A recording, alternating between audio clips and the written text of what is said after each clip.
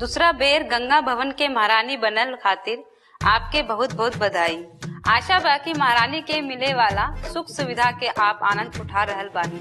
विशेष सुख सुविधा के कड़ी में आपके खातिर स्पा के व्यवस्था कइल गइल बा। आई और एकर आनंद उठाई। हमने के तो बहुत खुश हो गए कि महारानी बनने के बाद इतना भी सुख मिलेला। और रही स्पा वाली बात, तो स्पा हम कभी जिंदगी में ना करो नहीं का बा का ना बा।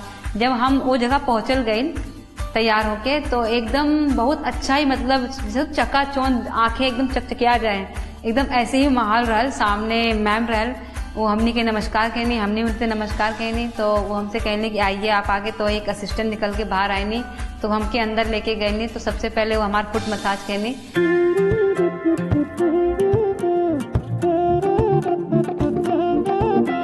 उसके बाद हमने के हाथ के ऊपर क्रीम लगा के बढ़िया से सफाई कहनी, नेल पेंट लगैनी। तो बहुत सुंदर सुंदर हाथ पैर हो गए हमार। हमनी के सर पे एक गमकौआ तेल जरूर कहा कि अब हमारे यूपी बिहार में कहा जाला, तो वैसा तेल हमारे सर पे रखल और बहुत अच्छे से मसाज किए। तो मसाज करते करते हमने की माई के याद आ गए, क्योंकि माई जो रहल, जब हमारे सर में दर्द होता रहे, तो पौवा भर तेल लेके सरसों के सर पे रख दे रहे और कचर कचर दबा दे रहे। तो बहुत अच्छा लागत रहे, बहुत अच्छा मतलब रहल एक्सपीरियंस हर चीज के। और जिंदगी का पहला एक्सपीरियंस रहल, तो बहुत खुशी रहा। और गंगा भवन के एकदम तहे दिल से मतलब शुक्रगुजार रहलन कि हमके ये मौका मिलल ये सब चीज करावे का।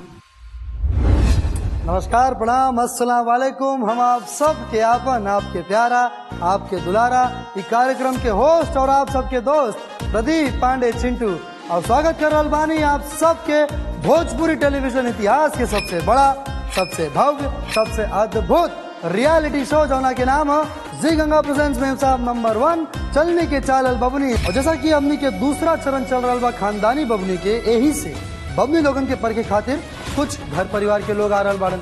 जैसा कि पहला हफ्ता आयली दादी जी, दूसरा हफ्ता आयली सासू जी, और अब सासू जी के पीछे पीछे के आ सकता रहे, क्या आ सकता रहे, एकदम सही पकड़नी है, ससुर जी। काहे कि टेक्निकली ससुर जी तो सासू जी के पीछे पीछे ही आवेलन। यही से अब तीसरा हफ्ता शुरू हो चुकल बा, और हमनी के ई हफ्ता के मेहमान बाड़न ससुर जी, भाभी जी के ससुर जी और हमार बड़का बाबूजी। अनार डार बगिया ना जेबो राजा, अनार डार बगिया ना जेबो राजा। क्यों बेटा? बाबूजी खुश रहो बेटा, खुश रहो। अचानक कैसे आना हुआ? बेटा तुम लोगों का याद जो आ गया। हाँ बाबूजी, बहुत थके होंगे। हाँ चलिए चल के बैठते हैं। हाँ बेटा। अरे लेकिन गंगा भवन तो एकदम सज सवर गिल बा, रौनक आ गिल बा एकदम। जी बाबूजी, काहे कि हम और चिंटू जी मिलके जी गंगा के एकटा शो करत बानी। मेम साहब नंबर 1 चलनी के चालल बबनी। अच्छा जी बाबूजी। ये तो बहुत बढ़िया बात है। हाँ बाबूजी, झोला दे दी। तार सासू माँ बताओ थे कि देश भर से गुणवान बवनी लोग आयल भैया, आ तू लोग वो लोगों के परीक्षा लेता भैया। कोनो हुनर के परीक्षा में कोनो कमी बेसी हो जाला तो सिखावे भी ला। बहुत अच्छा। आम के बा आशा की फल आई फिर अगला साल, बाकी केरा के दुख के समझे जे फले जीवन में एक ही बार।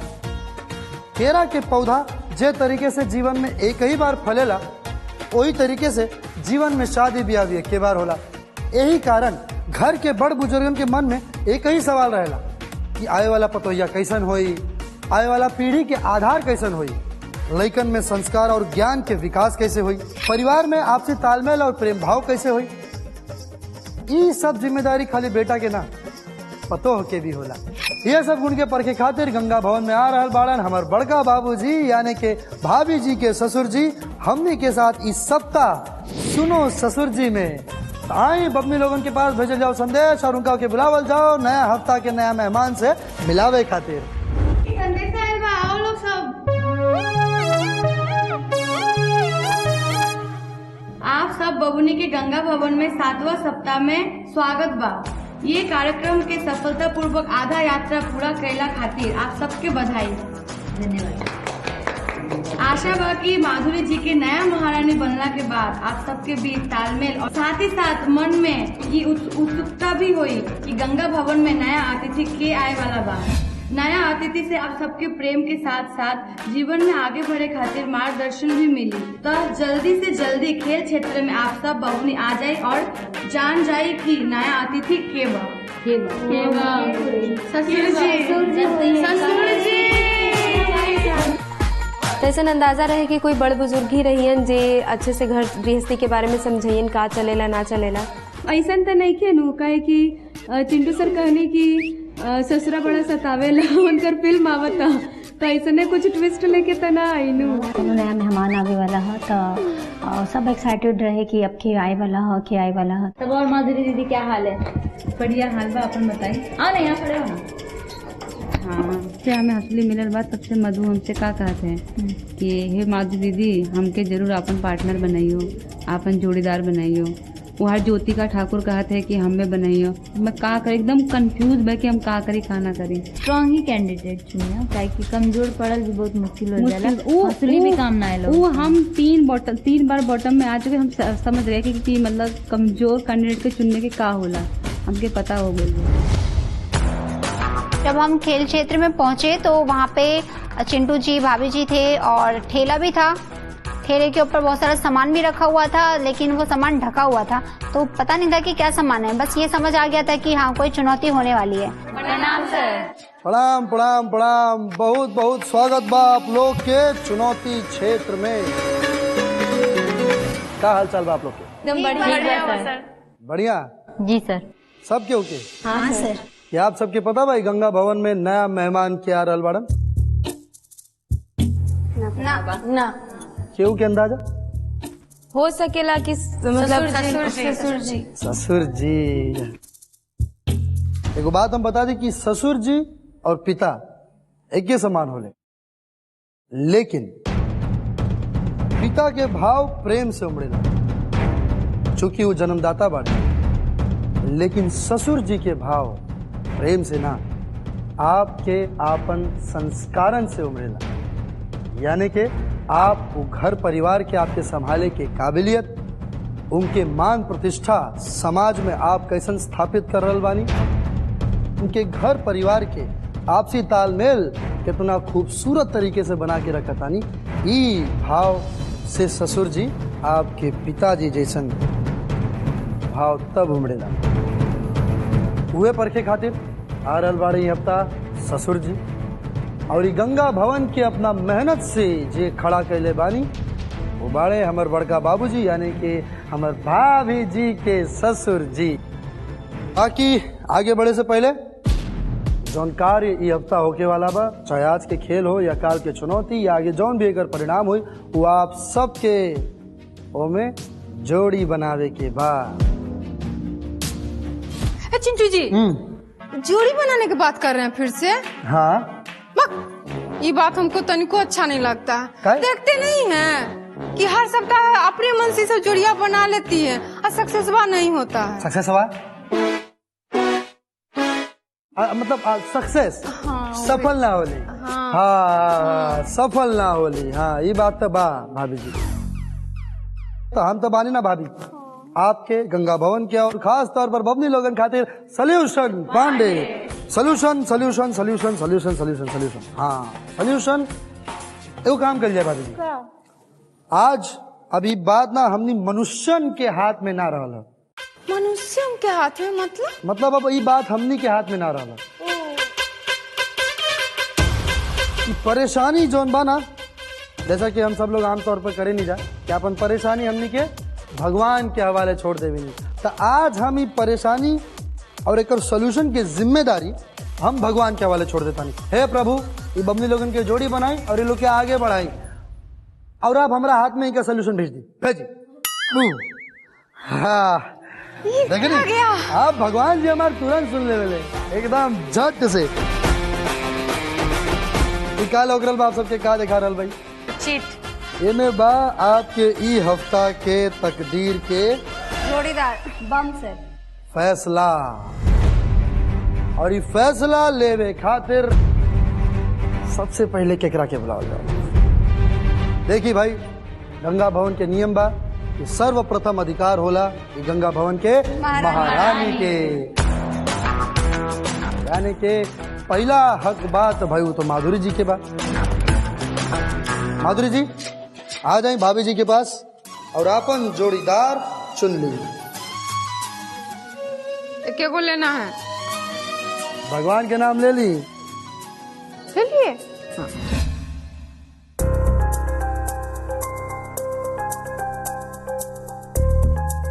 माधुरी जी आपके हाथ में पर्ची बा, खोली पढ़ी।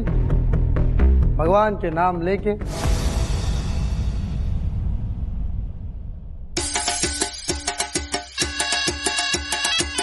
सुमन। सुमन प्रसाद जी, वाह। दिमाग एकदम ब्लैंक कि अब करी तो का करी, क्योंकि चुनौती के मामले में ना मधु प्रसाद ठीक है और ना ही सुमन प्रसाद। अब जब जोड़ी में ओकरा नाम हमारे सामने आ गई तो अब कुछ कर तो सके ना ले। सर एक चीज नोटिस कईनी ना, सुमन जी के दांत दिखत और इनकर बंद हो गए रहे। कोई बात नहीं है। चली अगला बारी। एक पर्ची हम उठाई और एक पर्ची हमारे भाभी, तो जे नाम निकली वो बन जाई है जोड़ी। जोड़ी जैसे कत्था और जोना पान पक्का नमूना जोड़ी हो। भाभी जी पहले आप। दिव्या जी। दिव्या जी के साथ के अली उतर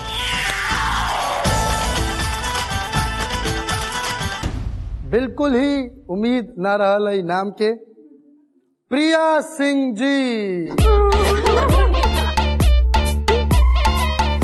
जोड़ी मुबारक, राम मिला है जोड़ी। आगे वाला लाइन हम ना कहें, बहुत बढ़िया। जाइए अपना जोड़ी के बगल में आ जाइए। हमके बिल्कुल भी डर ना रहे अंदर से, काहे कि प्रिया जी के साथ भी हमारा अच्छा से बनेला और प्रिया सिंह जी जैसे बाली घरेलू लड़की ता हमके थोड़ा अंदर से अच्छा लागल कि चलो ठीक बा। चली अगला जोड़ी।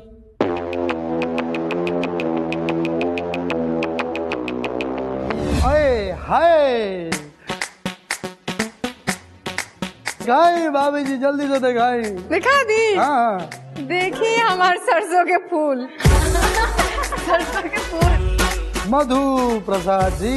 मैं भगवान से यही प्रे कर रही थी कि प्लीज मधु या फिर वनु मुझे जोड़ी में ना मिले, क्योंकि मैं लड़ाई झगड़ा पसंद नहीं करती और जहाँ पे भी ये लोग होते हैं वहाँ पे लड़ाई होनी तो कंफर्म था। मधु जी के जोड़ी यानी कि सरसों के फूल कहाँ फुलाई। खुशी जी के साथ। जब चिट खुली तो मेरी जोड़ीदार थी मधु। इसको मेरी किस्मत कहो या फिर कुछ भी कहो, जिससे मैं बचना चाहती थी वही मेरी जोड़ीदार बन गई थी। मैं सरसों का साग, वो सरसों का फूल। अगला पर्ची। ये तो कुछ अलग हो गई, बिल्कुल ही उम्मीद से परे। भाभी जी आप नाम दिखाई पहला वाला। ज्योतिका जी विथ ज्योति। हमार जब चीट उठल तो ज्योतिका प्लस ज्योति का के सिर्फ डिफरेंट रहल। हम तो सोचली दिव्या जी रहत या फिर माधुरी दीदी या प्रिया रघुवंशी। वनु द ग्रेट ना। अब आखिरी बचल वनु जी और प्रिया रघुवंशी जी। आपके तसल्ली खातिर पढ़ दी, चलिए पढ़ देता नहीं होता। वनु जी और प्रिया रघुवंशी जी। शुरू से सब लोग हमरा के टारगेट करत आवा था, यहाँ तक कि प्रिया रघुवंशी जी भी। जब हम उनका के टीम में गए तो हमरा के ई रहे कि कुछ भी हो जाओ, चाहे उनकर मर्जी चले, लेकिन कोनो हम मौका ना दे कि वो हमरा के गलत प्रूव कर सके।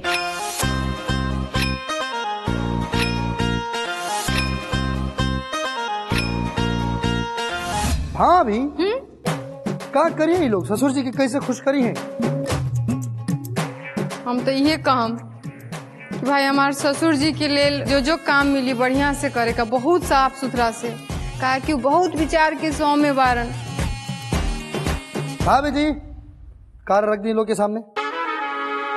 सबसे पहले हमने के जो महारानी जी बाड़ी माधुरी जी और सुमन जी खातिर कोनो एगो कार निकाली और वो कार निर्भर हुई आप सबके पर्ची में जो भी कार निकल हुई आप सबके होकर पूरा करे के पड़ी, है ना। पहला कार्य भाभी जी को। हाँ बिल्कुल, सर्वप्रथम अधिकार उन्हीं के बाद। रे बा झोला बनावे के। झोला अब करे के ही बा।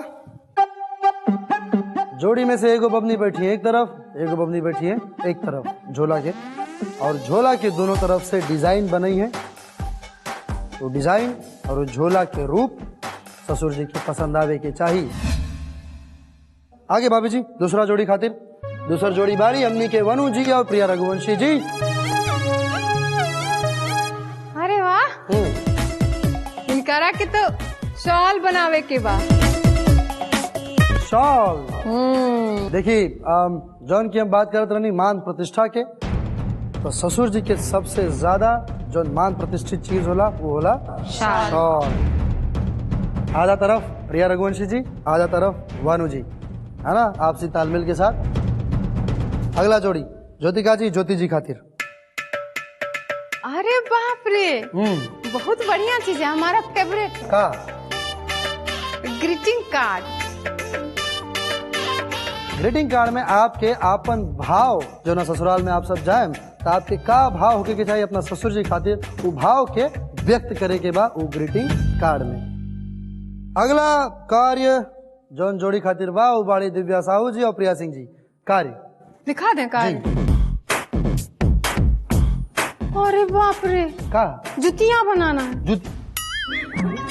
जूतिया ना, जूती जूती, लेकिन जूता, लेकिन जूता हम बता दें कि आप सबके जूता मिली, जूता बनावे के नहीं के, जूता के ऊपर अपन कारीगरी करे के बाद, ऊपर डिजाइन बनावे के बाद जितना खूबसूरत डिजाइन, जितना खूबसूरत प्रस्तुति हुई उतने खूबसूरत और अच्छा अंक आप सबके मिली। अगला जोड़ी के कार्य मधु जी और खुशी जी खातिर। अरे बाप, हाँ, डायरी बनाना है जी। आपके डायरी मिली, डायरी आपके पूर्ण रूप से मिली, बस आपके ओके कवर के ऊपर के भाग के सजावे के हाथ बढ़िया से दोनों जन मिल के, यानी कि ऊपर एक बबनी बनी है और नीचे की तरफ एक बबनी, दोसर बबनी बनी है। समझ में आ गया सबके कार्य? आपके बता दी एक अंक आप सब लोग के प्रस्तुति पर बा, काहे कि आपके झोरा सीए के नहीं खे, आपके शॉल सीए के बनावे के नहीं खे, आपके ग्रीटिंग कार्ड सब चीज के अंक सिर्फ 10 अंक प्रस्तुति पे। जितना सुंदर जितना बढ़िया प्रस्तुति हुई उतने बढ़िया उतने अच्छा अंक आप सबके मिली। शुरू कर जाओ। समय समय समय कितना टाइम चाहिए? 1 घंटा। 1 घंटा ना यार, 1 घंटा। हमके तो लगा था कि 1 घंटा कम पड़ जाए। 2 घंटा। 2 घंटा। बहुत खुश बानी आज हम दोनों लोग के 2 घंटा, 2 घंटा ठीक बा? हाँ सर। 2 घंटा में तो बढ़िया डिजाइन बन हाँ, अच्छा। काहे कि ससुर जी के देवे के बाद आज हम आपके देता नहीं पूरा के पूरा 30 मिनट आपके कार्य के समय शुरू हो रहल बा। भाभी जी सामान तो देवे ना कहीं है। हाँ, सामान देवे, है ना भाभी जी? सबसे पहले था पर्दा हटाई।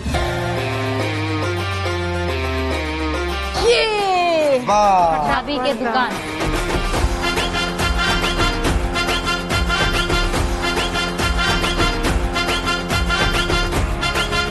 अभी जी आप सब सामान जौन कार्य दियल गल बा वो लोग के बांट दी और हम आप सबसे मिले तानी ठीक आधा घंटा बाद। हाँ, चिंटू जी तो गई लन, कमान हमरा हाथ में आ गई।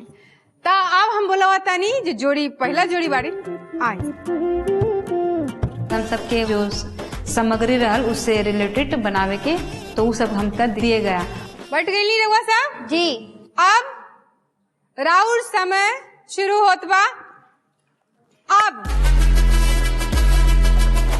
हमन के शॉल डिजाइन और पेंट करे के का जैसन कि ससुर जी के लिए करे के रहे, कोई लड़की के लिए औरत के लिए तो ना करे के रहे, तो हमें बहुत सिंपल डिजाइन करे के रहे। ये हम अपने दिमाग में सोच ले रानी, तो शुरू करनी हम अपन। हमने डिसाइड किया था मैंने और मधु ने कि एक आगे का भाग मधु ने बोला कि मैट डिजाइन करूंगी, तो मैंने बोला ठीक है कोई बात नहीं, मैं पीछे का भाग डिजाइन कर लूंगी। हम ग्रीटिंग कार्ड के जो पेज रहे हम ओकरा के उठाई, कटिंग वटिंग कईनी। ज्योतिका के काम रहे उमें कि थोड़ा बहुत बस कलर वलर रहे उसमें। हम लोगों ने कभी ब्रश पकड़ा नहीं था, आज बस ब्रश पकड़ने को मिल रहा है, तो ऐसे कहाँ पर रही है, बट कोई नहीं, देखते हैं क्या होता है, जो भी होगा अच्छा होगा, इतना तो पता है, क्योंकि हमेशा से मैं हर चुनौती को अच्छे से करते आ रही हूँ, तो ये भी चुनौती मैं अच्छे से ही करूँगी।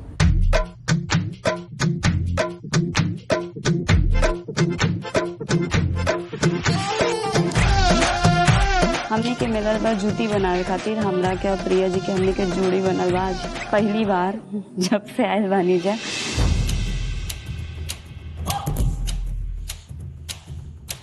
तो हमने के पहले सोचले कि जब बड़ बुजुर्ग होखे लंजा उनका के ज्यादा ताम झाम ना पसंद आवेला, सिंपल सोवर अच्छा लागेला, तो हमने के उनमें पहले ब्लू से डॉट डॉट डॉट डॉट कहनी है, साइड साइड में ना उनकर बॉर्डर बना देनी दोनों साइड। हमनी के ऐसे एक साथ रूम पार्टनर भी बनी जा, और वैसे तो हमनी के जोड़ी है जब बनल बा तो हमके उतना ना लगल काहे कि प्रिया से हमारा अच्छा बनेला और अच्छा सा तालमेल चला था। बनाओ तो इंजन दोनों जानी मिल के देख के एक दूसरा के कि हाँ मतलब अगर हमार गलत हुई तो प्रिया बताओ तरी, प्रिया के तनी गलत होता तो हम बताओ तनी। हम दोनों मिलके ससुर जी के लिए झोला बना रहे हैं और उसी को थोड़ा सा डेकोरेट कर रहे हैं कि सुंदर हो जाए थोड़ा, क्योंकि सिंपल सादा था सफेद, थोड़ा सा कलरफुल कर रहे हैं।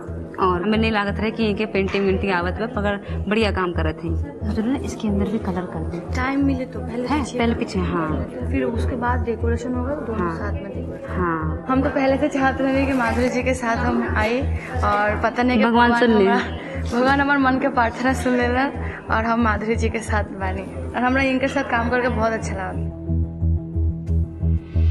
एक ही डायरी में सेम टाइम में हम लोगों को डिजाइन करना था, तो बहुत प्रॉब्लम हो रही थी कि साथ साथ कैसे डिजाइन करें, इसलिए मैंने पहले ही एक चार्ट पेपर पे अलग से ड्रॉ कर रही थी। मैं सोच रही थी मधु को कर लेने देती हूँ, मैं बाद में जाके पेस्ट कर दूंगी।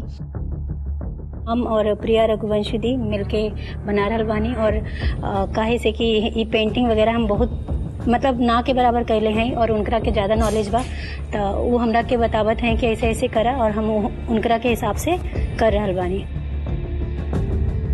तो कॉपी करनी, लेकिन वो उतना अच्छा ना हो पाए उनसे। हम समझ गए नहीं कि उनकर आर्ट बढ़िया ना, लेकिन खैर दोनों के मिलके बनावे के रहे तो वो अपन कोशिश करनी, ये हमके अच्छा लगल।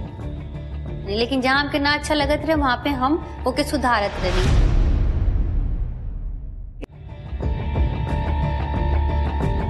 अरे बबुनिया सब, हाँ बस 15 मिनट बचा हुआ है, सोच लीजिए।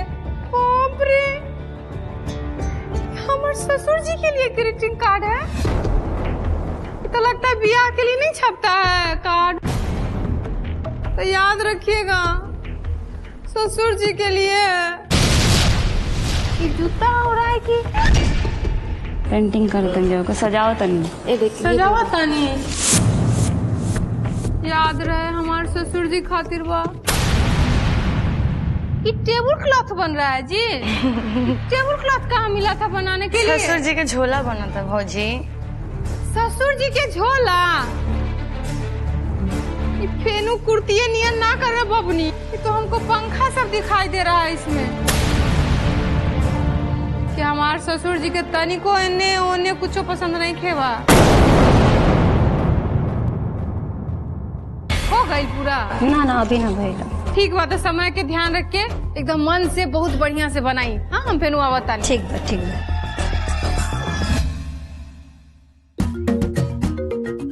हम लोगों ने बाबा के लिए ये बॉक्स बनाया जिसमें ये वो खाम को खोलेंगे। उसके बाद मैंने कुछ लाइंस लिखा है, क्योंकि मैं अपने पापा को बहुत प्यार करती हूँ, तो जिसकी वजह से मैंने ये लाइन बनाया था।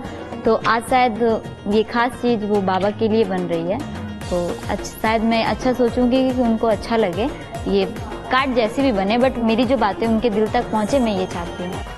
एकरा के जो हैंड राइटिंग छे वो सबसे गंदी छे, तो ये हमने से सबसे पहले बोल देले रहे कि अपना हाथ से लिखम, क्योंकि हमने हैंड राइटिंग बिल्कुल भी अच्छी नहीं किया। तो वही काम हम सबसे पहले कर रहे छे। सबसे पहले हम जो इंक भाव छे वो हम अपन हाथ से ई ग्रीटिंग कार्ड में लिख रहे छिए।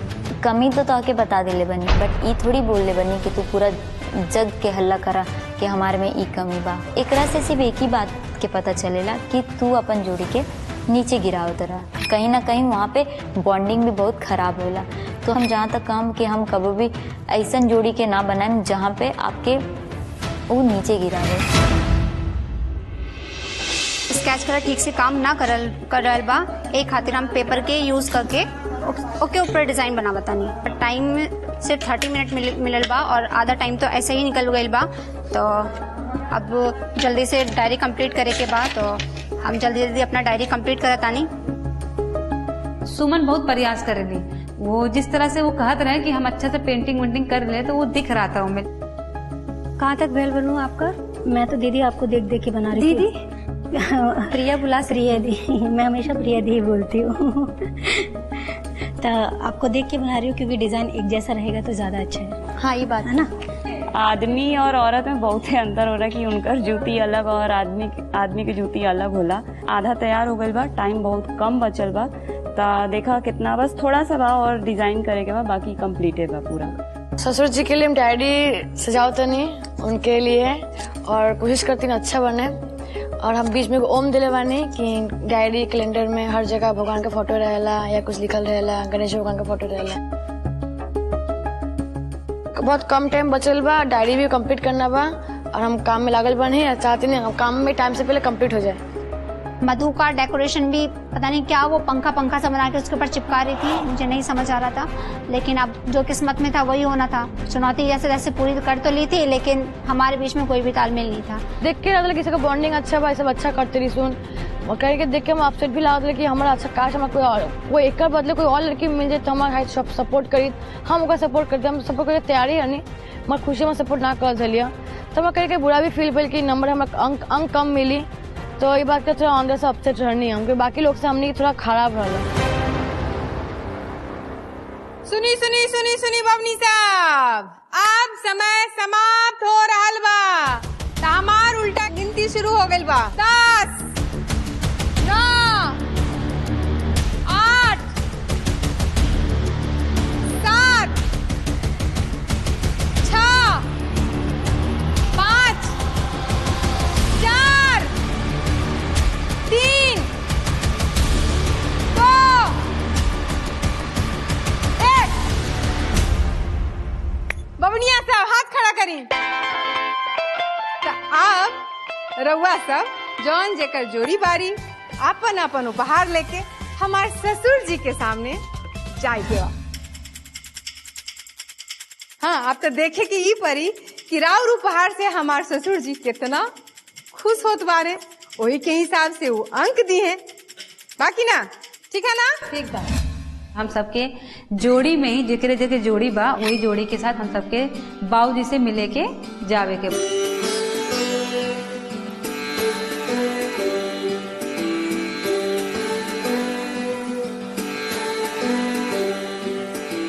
हमन थोड़ा रिलैक्स हो गए नहीं उनके देख करके, काहे कि वो बहुत अच्छा दिखत रहना, बहुत अच्छे एकदम स्माइल करत रहना।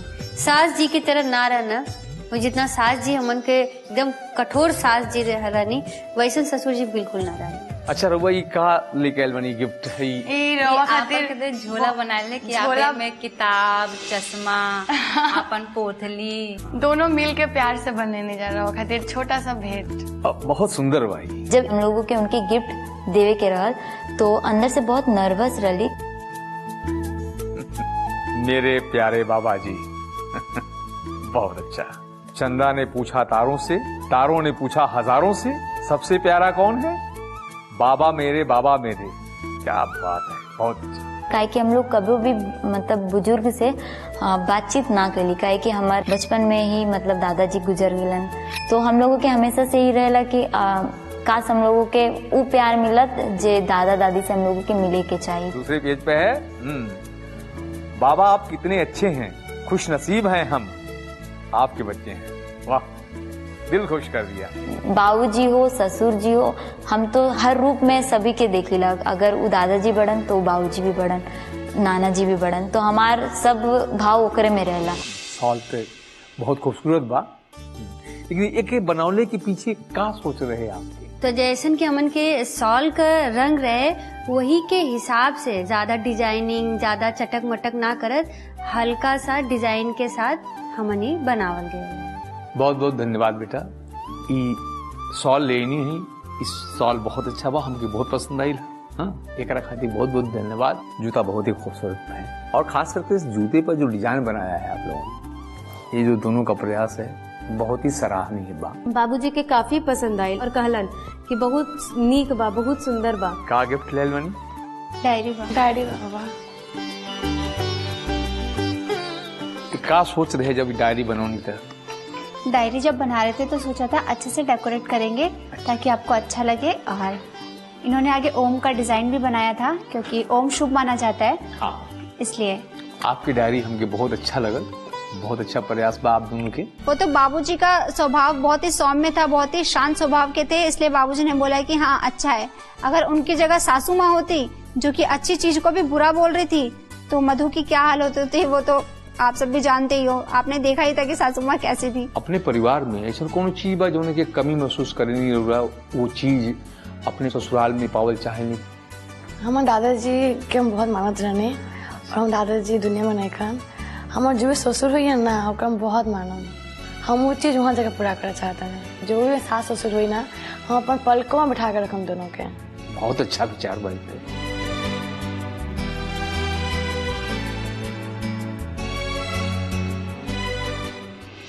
आप दोनों आदमी बताइए उनमें चाहत जोन बा कैसन पति के बा? हमार ई सपना है कि हमार जे भी पति बनिए, हमार हस्बैंड बनिए, वो हमार माई बाबू के अपन माई बाबू समझे, बस इतना सपना बा। और हमरा हमारे पति से कुछ ना चाहिए। प्रिया जी आप? जो भी हो, ससुराल हो चाहे पति हो, रिस्पेक्ट बहुत जरूरी चीज है। रिस्पेक्ट मिले के चाहिए चाहे कहीं भी। जुत्का जी आप इधर गंगा भवन में 1.5-2 महीना से बानी। जी बाबा जी। आप अपने पिताजी की कितना मिस करत बानी? मिस के तो कोई सीमा नहीं के हमारे लिए। हाँ। काहे कि हम अपन बाबूजी के बहुत बहुत क्लोज बनी। आज भी हम उनके रात के बहुत मिस करीला। कितना उतना ना बता सकम, उतना ही हमारे बाबूजी हमके मिस करेला। उस टाइम रोवे के बिल्कुल हमारी इरादा ना रहल, कैसे कि हमके रोवल बिल्कुल अच्छा ना लगेला। हम बहुत कम रोवेला, जब रोवेला तो बहुत ज्यादा रोवेला। वो अपन दिल में धैर्य रख के कि हमार बेटी कुछ अच्छा करे के बा। जब भी फोन में बात होला, बेटा तुम ठीक है ना, खाना पीना खाया, बस। क्योंकि उनके भी पता बा कि हम जहाँ आयल बनी वहाँ हम सुरक्षित बनी और हम अच्छा करब। सही से हमारे बाबूजी हम पे भरोसा करेलन और हम भी अपन बाबूजी के यही भरोसा के निभाइला कि हमारे बाबूजी के कभी भरोसा पे ठेस ना पहुंचे। काहे से कि हम अपन बाबूजी के सही से करीब बने। काहे कि कबो ऐसा समय ना मिलल हमके कि हम अपन बाबूजी के सुना पाई। तो तब ससुर जी कहलन कि हमके ही काहे सुनेला, तो हम कहली बाबूजी हो या ससुर जी हो, भाव तो सबके एक ही होला। खुश गोर लगे छी बाबूजी। खुश। प्रणाम बाबूजी। प्रणाम बाबूजी। प्रणाम।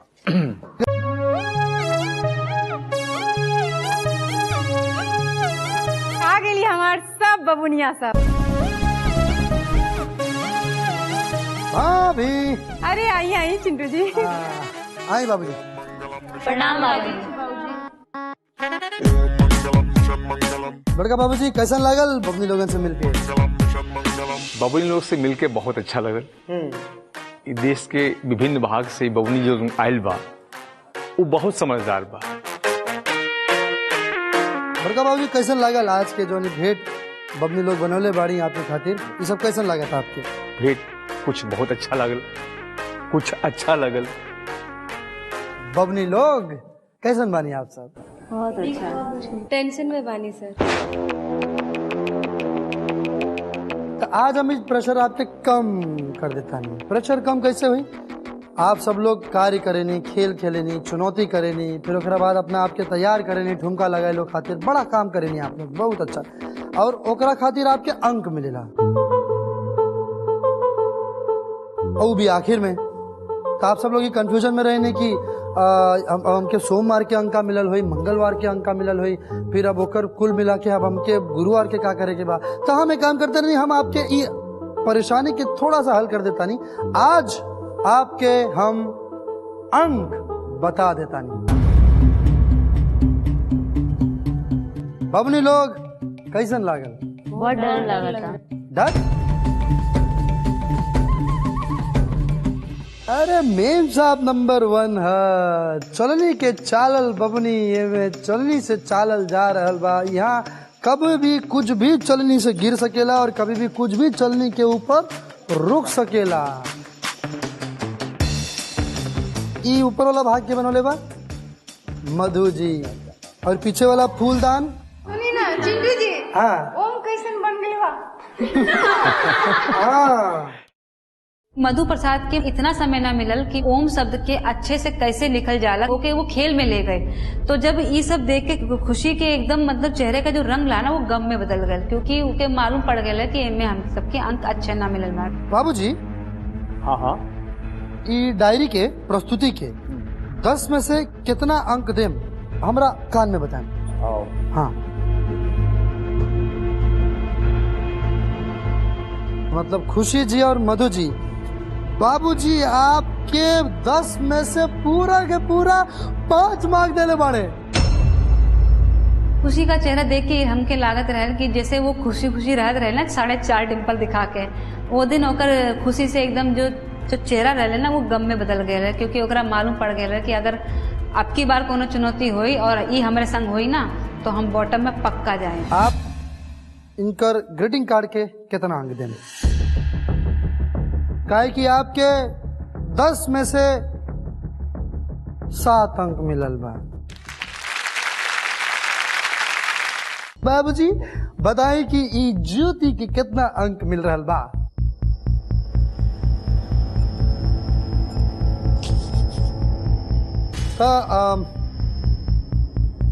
ज्योति खातिर आपके मिल रहल बा 4 अंक मिलल बा। एकदम शॉक्ड हो गए नीजा कि सबसे कम नंबर आए रहे हमारा और दिव्या जी के 4। मतलब ऐसे समझ में ना आयल कि आखिर हो कैसे गए। आपके 4 अंक मिलल बा सफाई के, क्या आपने साफ सफाई बढ़िया से आप जूता के बनौले बानी, बस डिजाइन के थोड़ा कमी रहे। तो हमने की सोचनी है कि उनका के पसंद आई तो पसंद आयल रहे नु, तो शायद हमने के मिसकम्युनिकेशन हो गए रहे कि चाहे चिंटू सर के बात समझे में हमने के मुश्किल हो गए रहे, कहा रहे भगवान जाने, पर हम एकदम खुश ना रही ई अंक से। कोनो बात ना, आगे चुनौती बा, यही से हम आज आप सबके अंक बता रहल बानी कि ताकि आप लोग ये अंक जानल रही और आप अपना चुनौती में अपन बेस्ट दी और साथ साथ ठुमका लगैलो में भी। अगला बारी माधुरी सुमन जी के झोला के। बाबूजी इनके झोला के कितना अंक दें? ना अच्छा ये ना, हाँ बिल्कुल नहीं, हाँ हाँ, तो आपके मिलल 5 अंक। 10 में से 5 अंक खाली। खुश बानी माधुरी जी? माधुरी जी बहुत खुश बानी? खुश बानी, वाह चली, इतना में खुश बानी तब तो बढ़िया बा। अब आखिरी बचल शॉल। वनु जी, प्रिया रघुवंशी जी, आपके मिल रहल बा। आप इनके मतलब नहीं, इनके ऐसे हम दे रहल बानी ना, देखिए ना, इनके 4, इनके 5, इनके 7, इनके 5, इनके 8 कैसे दे सकता नहीं आप? ऐसे दे सकता नहीं कि इनकी जो कलाकृति जो बा एमे इनके दिमाग प्रलक्षित होता। देखा लोग सुनी ना ठीक से, लोग 8 अंक मिलल बा, देख ली, ध्यान भी ना दे ली। बहुत बढ़िया प्रयास, बहुत बढ़िया प्रयास। जे सबके मन में ये डाउट रहे कि मतलब हमरा संगे अगर केहू पेयर बनाई तो हार जाई या फिर हम गलत कर दे, तो वो चीज़ के भी हम साबित कर देनी कि सबके गलत फहमी रहे। अगर अच्छा से काम कल जाए, सामने वाला के भी मन साफ हुई और हमार मन भी साफ हुई, तब काम बहुत अच्छा से हो सकेला। सब जोड़ी में से हमारे सबसे कम नंबर रहे और प्रिया जी के जैसे अंदर डर बैठ गए रहे, काहे कि वो पहले एक बार विदाई के चौखट में आ गई रही। हम उनके बोलनी कि दूसर चुनौती अभी मेन बाकी बा, अगर एमे हमनी के निराश हो जाए तो आगे वाला चुनौती अच्छा से ना कर पाएम जा, तो हिम्मत रखा।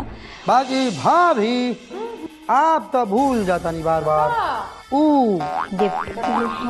अच्छा फिर ले आवे के बा? ठीक है बाबूजी, जाके लेके आओ। हाँ हाँ, आई भाभी जी आई। ले बाबूजी। तो आज जैसा कि आप सबके पता चल गया बा, सबसे ज्यादा अंक मिलल बा वानु और प्रिया रघुवंशी जी के टीम के। तो आ जाइए अपन गिफ्ट टेम्पर ले ली। आई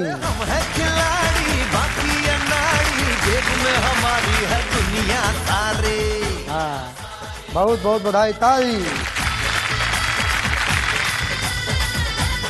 बहुत बहुत बधाई प्रिया रघुवंशी जी, वनु जी, आप आज के सबसे अधिक अंक लाए वाली जोड़ी बन गई और आपकी मिल गई गिफ्ट टेम्पर। देखे के बाद काल के चुनौती जो इनके लोग के सामने आए वाला बा, ओकरा में कितना के सफल होता और कितना के विफल, काहे कि वही बिना पे हमनी के तय कल जाई हमनी के ई हफ्ता के विदाई के चौखट पर आवे वाली 3 बबनी।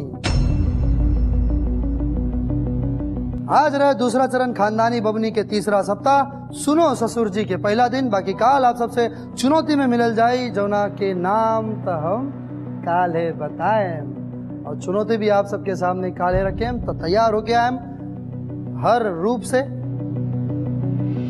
तब तक लेता नहीं आप सबसे विदा, दी इजाजत। देखते रहिए आपके सबसे मन पसंदीदा कार्यक्रम, आपके आपन, आपके प्यारा, आपके दुलारा, ये कार्यक्रम के होस्ट और आप सबके दोस्त प्रदीप पांडे चिंटू के साथ अपन फेवरेट मन पसंदीदा और सबसे चहेता कार्यक्रम जी गंगा प्रेजेंट्स में साहब नंबर 1 चलनी के चालल बबनी। तब तक खातिर जोन करे के बात ऑन करी लोग, अपन अपन ख्याल रखी लोग, अपना माता पिता की सेवा करी लोग, आसपास में प्यार एकता बने ले रही।